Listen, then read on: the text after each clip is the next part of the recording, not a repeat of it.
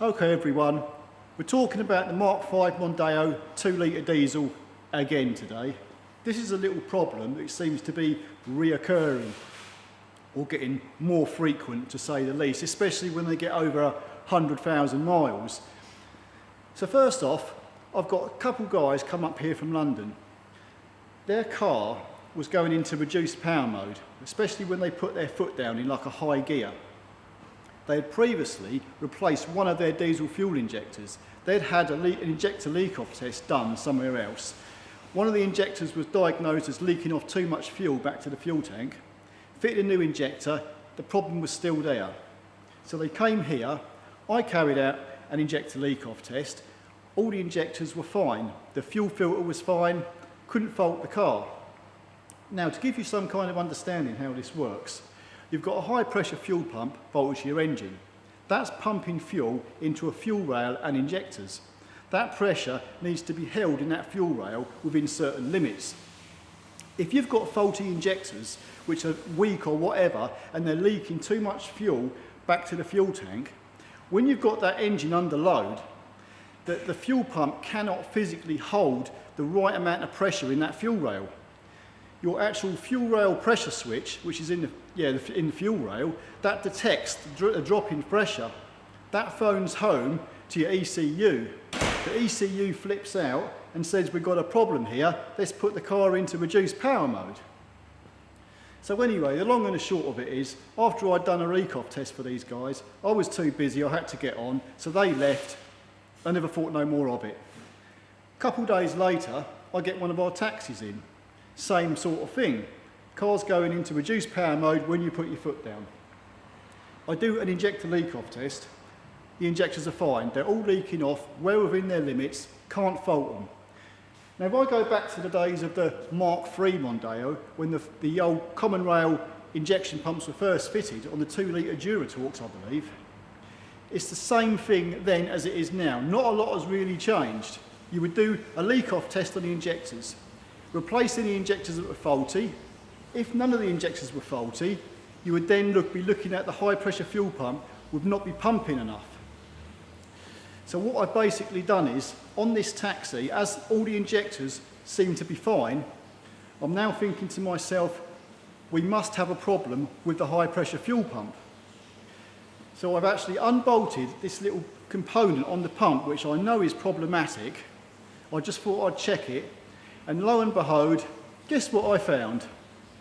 A broken spring. This high pressure fuel pump's faulty.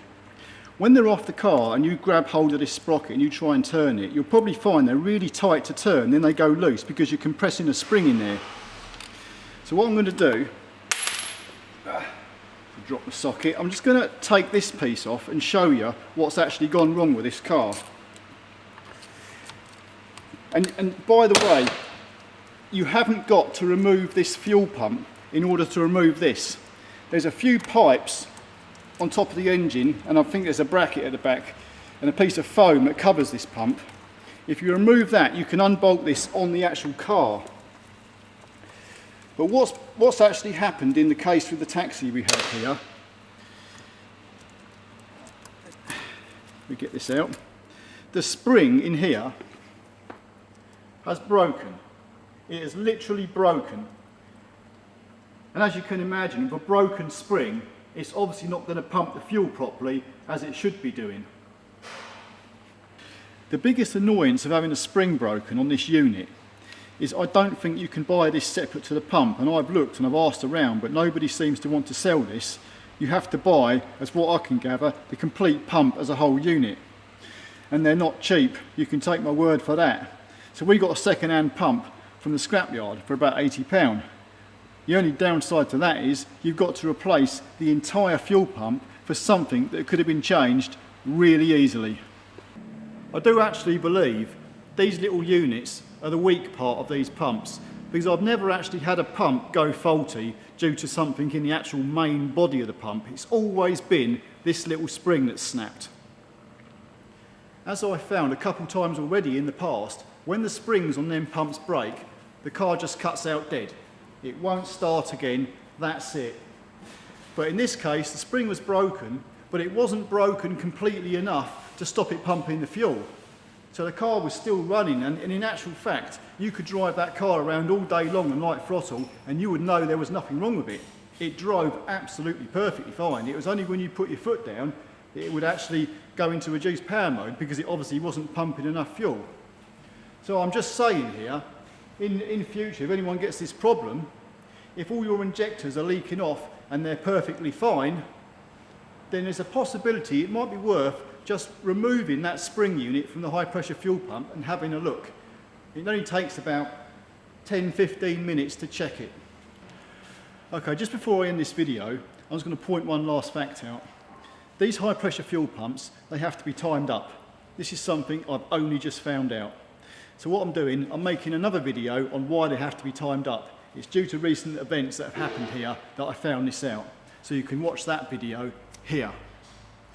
Anyway, that's it. Till the next time. See ya.